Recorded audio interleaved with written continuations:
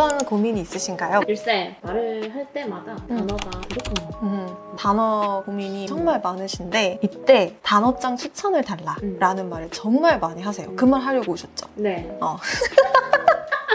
영어 공부를 하는 거를 요리에 비유를 해보면 음식이 싱거워요. 뭐가 필요해요? 소금. 소금이 필요하죠. 소금을 넣으면 되는데 그때 요리책을 다시 보는 거예요. 그게 단어장을 공부하는 거랑 똑같아요. 비효율적이라는 거죠. 물론 도움은 되겠지만 그게 직접적으로 나에게 도움이 되지 않는다. 지금 당장 필요한 소금을 찾는 식으로 공부를 해주셔야 돼요. 필요한 것부터 하나하나 쌓아간다라고 생각을 해주시면 단어 공부하는데 좀 큰 방향성이 보이실 거예요. 그러면 뭔가 공부를 하다가 잘 모르면 직접 찾아보는 것이 단어장을 사는 것보다 훨씬 그쵸. 이런 건가요? 말을 하다가 필요한 게 있으면 사전에 찾아보는 것도 물론 좋지만 지속성이 떨어져요. 단어에 좀 집중을 하고 싶다 하시면은 일단 내가 말하고 싶은 주제를 설정을 합니다. 우리의 목표는 말하기이기 때문에 항상 그 큰 목표를 생각하고 공부를 하셔야 돼요. 예를 들어서 반려동물에 대해서 말을 해보고 싶어요. 말을 해보고 싶은데 아는 단어가 없다. 그러면은 구글이나 유튜브나 챗GPT나 반려동물 키워드로 검색을 해보는 거죠. 반려동물 키우기, 반려동물 특징 이걸 영어로 검색을 해보는 거죠. 그러면은 여러분들이 찾다가 쓸만하다 싶은 글이나 영상이 무조건 나올 거거든요. 너무 어렵다 싶으신 분들은 긁어서 챗GPT한테 난이도를 낮춰달라고 부탁을 하든지 가공을 하는 방법도 있습니다. 이렇게 짧은 글을 여러분들이 찾은 다음에 거기에 있는 단어들, 문장들을 조금씩 모으는 거죠. 근데 여기서 핵심은 다 외우려고 하는 게 아니에요. 다 외우려고 하는 순간 어떻게 되겠어요?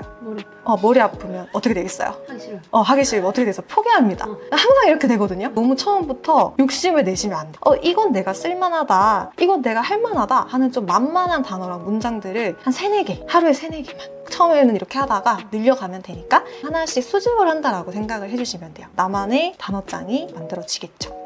그쵸?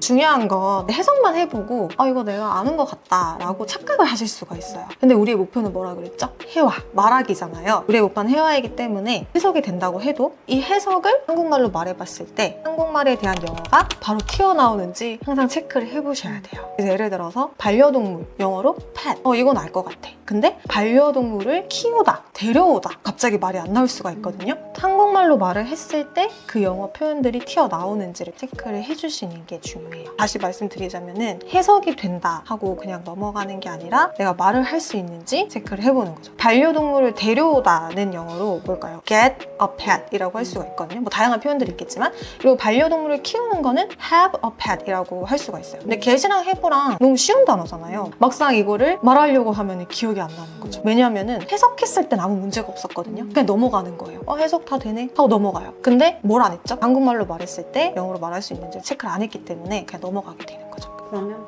단어 하나만 외우는 게 아니라 단어와 조합해서 그쵸.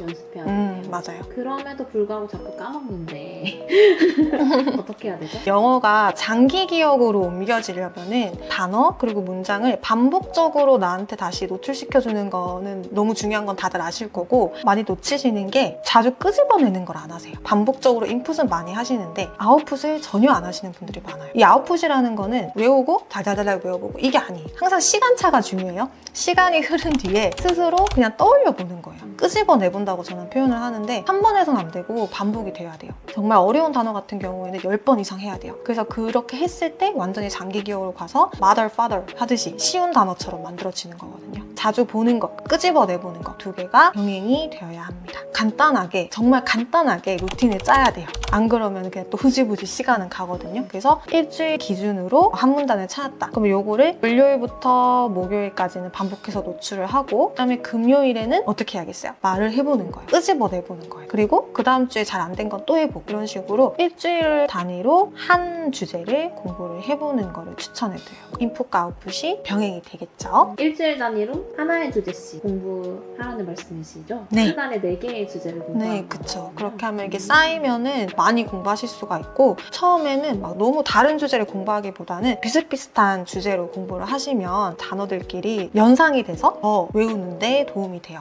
예를 들어서 반려동물에 대해서 단어를 공부를 했다면 그 다음에는 가족에 대해서 반려동물도 가족의 구성원이니까 그래서 가족에 대해서 찾아보고 이런 식으로 좀 비슷한 주제들끼리 한번 공부를 해보는 거예요. 한 달 동안은. 그러면 내가 여기에 대해서 말해볼 수 있는 게 정말 많아져요. 그래서 저는 이렇게 공부를 하고 아웃풋 할 때는 누가 이렇게 인터뷰를 걸었다고 상상을 해요.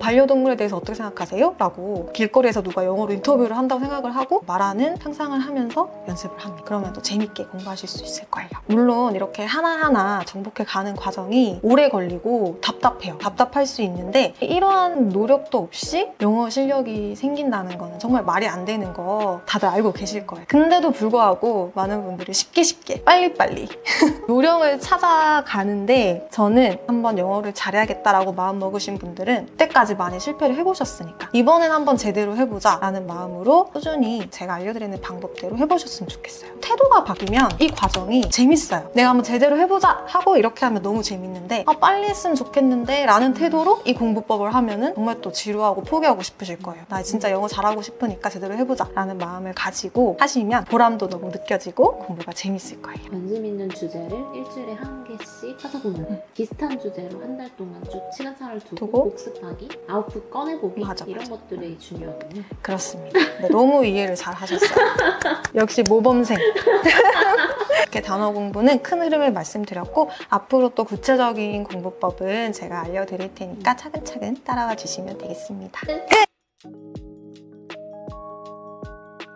You don't have to see the whole staircase. Just take the first step.